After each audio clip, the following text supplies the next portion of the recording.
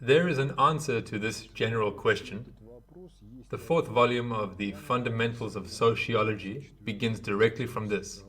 There is a parable that has come down to us from the Middle Ages, in which a certain intellectual devil, widely erudite, was faced with the fact that loving souls could not be seduced.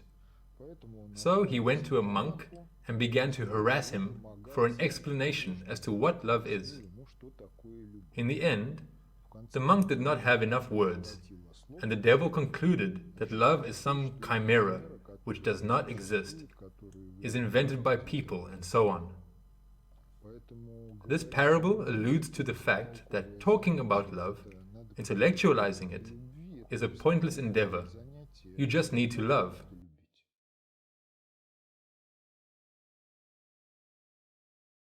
Well, attachments, they are... The very word attachment, it speaks for itself. Attachment to someone or to something binds a person, and thereby it constricts the area in which he can act unrestrictedly. And love frees, including from attachments. And to those relationships that still manage to develop in the past on the basis of affection, it gives a new quality. Attachments cease to be attachments.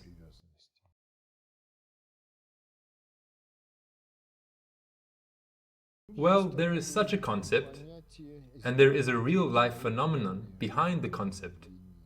Because when soulmates meet, the personal potential of each of them can be fully mastered as a result of this meeting. And if they are not soulmates, then mastery and realization cannot occur purely through communication with one another. This is an objective category of being. This, you could say, is the optimum of mutual correspondence of people between one another regarding the personal development of each of them. Each of them is a catalyst of personal development in relation to the other, and together a result is achieved, which alone is hardly feasible.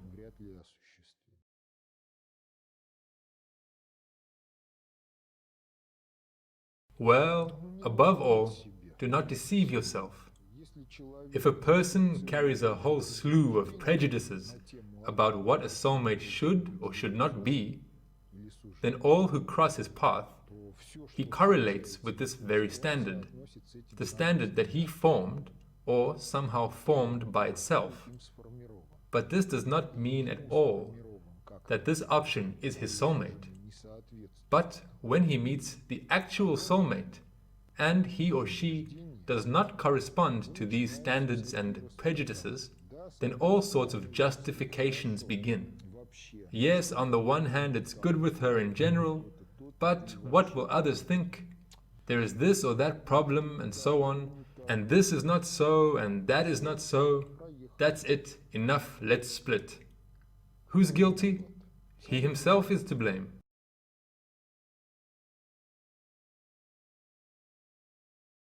In a deal, a transaction may be registered on the basis of a prenuptial agreement in a direct form, or it may not be registered in the form of a prenuptial agreement, but nevertheless, the parties make it clear to each other what each expects from the other. If the balance of these claims here matches, then the relationship works. No love, but this is a bargain, a small corporation.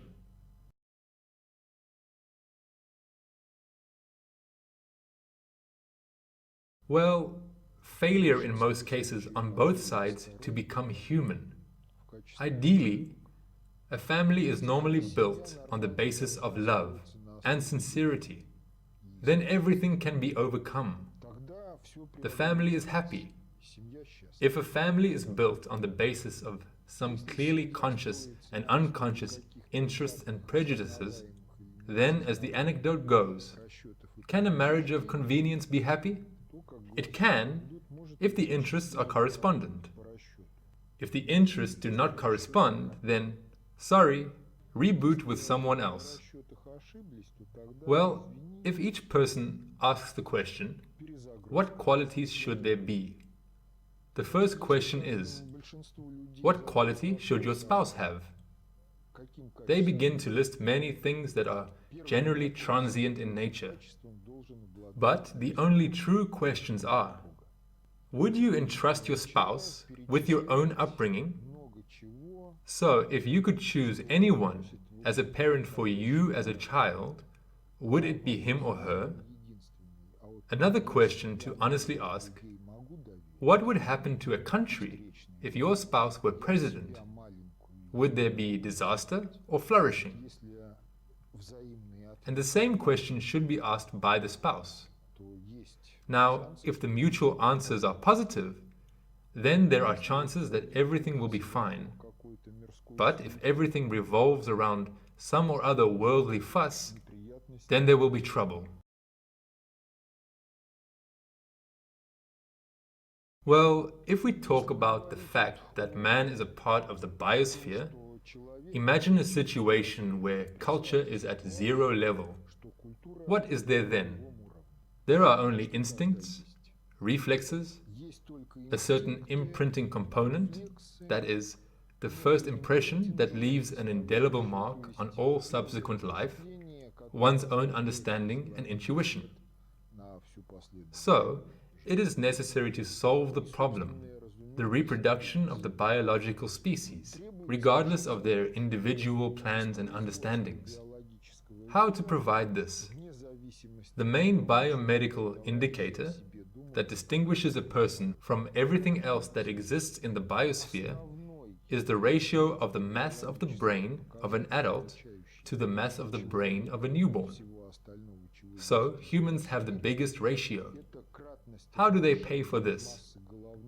If a woman gave birth to a baby with a head of this size, then accordingly the pelvis and the birth canal should correspond in size. So could she function? Hardly. Well, it turns out that a child is born into the world, in principle, unready. And the first 2 years of life, the safest and most comfortable place is in the arms of mom. In extreme cases with dad, grandmother or grandfather, but ideally with mom. If a woman has a child in her arms, the mother's labor potential at this time is what? Close to zero. Accordingly, who should provide? Dad. How to provide this in automatic mode?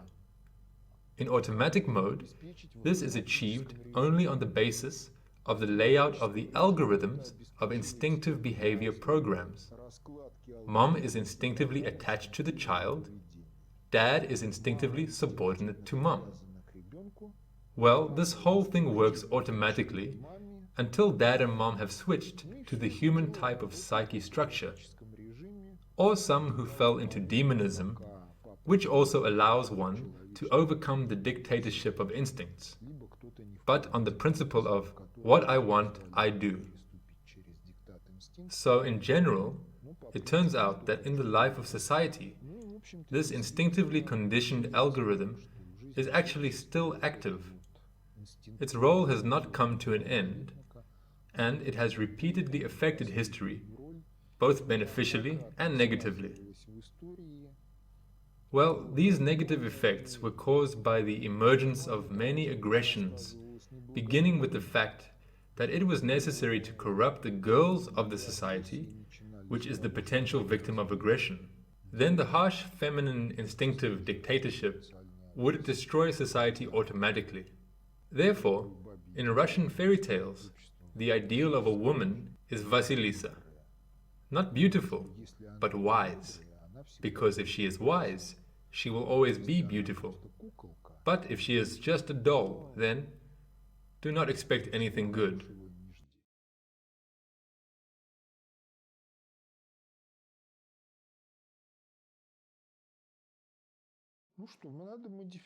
You need to modify the culture. That is, you see here in culture there are many algorithms.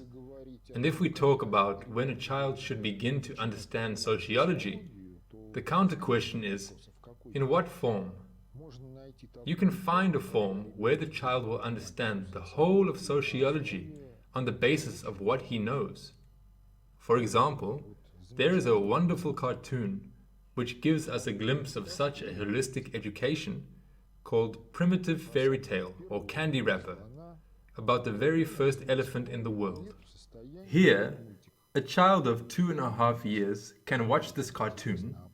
He is interested, and dad and mom are able to comment. That's it.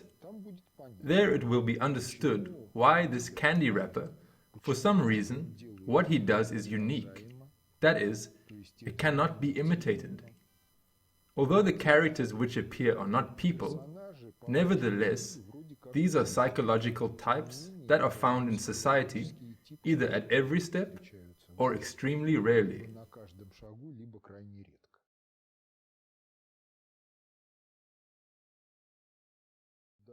Yes, it is necessary to adequately raise children, and especially it is necessary to educate girls, because in the life of every person, there is a period over which his mother reigns supreme. And if mother fulfilled all her tasks correctly, that is the foundation on which the personality grows into a human with a capital H. If during this period, mother missed something or did something wrong, then it cannot be compensated at all, or at least not in full.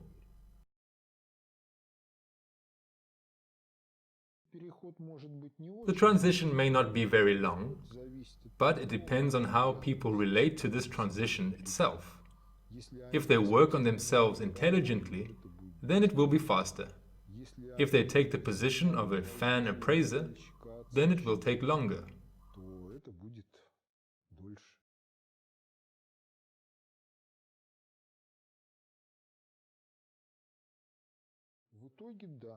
In the end, yes. Because if this is the purpose of man, to be the vicegerent of God on earth, then this is a question of the share in his providence of God, which man takes upon himself. Further, to the best of his ability, talent, he more or less conscientiously works to realize this share, or evades this share. But there is sophist and intellect for this. Is there intelligent reason? There is. There is also sophist. Therefore, always a person is able to reveal what he can and take responsibility for it. We need to understand what we want, not in the sense of taking, but in the sense of giving to people, descendants. That is, it is a question of selflessness. Because in the present, you can sow seeds that will bear fruit after several generations. That is, you obviously will not use these fruits. Well, at least not in this embodiment. In order for you to be able to give this, God will provide everything that is needed for you to do this. Friends, books, knowledge, insights, and so on and so forth. He will also compensate in one way or another for the lack of intellectual power, the lack of intuition. But if a person does not want anything, or is concerned only with what and how to take, then what questions and what claims can be made about the quality of life?